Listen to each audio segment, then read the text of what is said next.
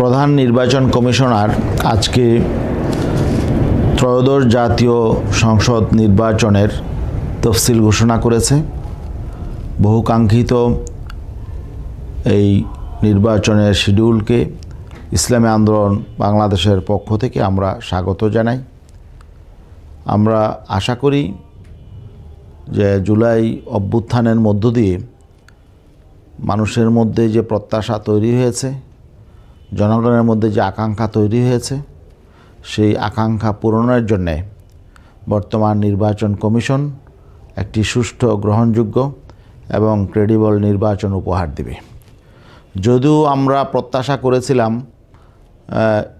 PR পদ্ধতির নির্বাচন হবে এবং জাতীয় নির্বাচনের আগে গণভোট হবে, যদিও আমাদের প্রত্যাশা পূরণ হয় নাই, তারপরেও আমরা এই নির্বাচন কমিশনকে যাতে একটি সুষ্ঠু, গ্রহণযোগ্য নির্বাচন তারা সম্পন্ন করতে পারে, এজন্য ইসলামী আন্দোলন বাংলাদেশের পক্ষ থেকে আমরা যাবতীয় সহযোগিতা করতে প্রস্তুত আছি।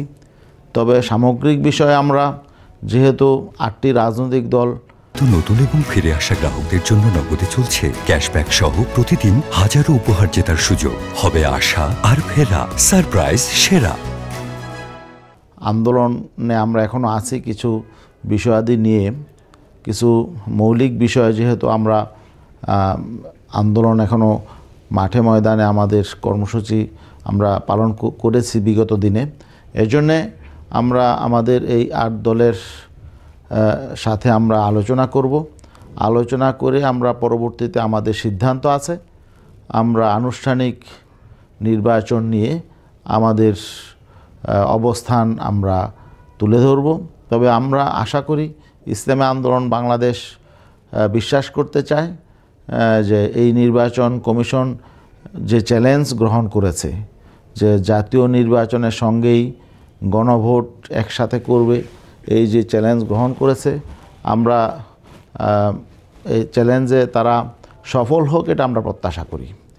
আমরা চাই না নির্বাচন নিয়ে কোনো সংকট তৈরি হোক, এবং আমরা চাই স্বতঃস্ফূর্তভাবে জনগণ যার যার মতো নিজের দলকে বেছে নিতে পারুক, নিজেদের পছন্দের প্রার্থীকে বেছে নিতে পারুক, এমন একটি পরিবেশ তৈরি হোক, আমরা এটা চাই। নির্বাচনের লেভেল প্লেয়িং ফিল্ড হোক, এবং যেহেতু এখন প্রশাসন নির্বাচন কমিশনের অধীনে থাকবে, এজন্যে আইনশৃঙ্খলা পরিস্থিতির কাঙ্ক্ষিত উন্নতি হবে, এটাও আমরা প্রত্যাশা করি।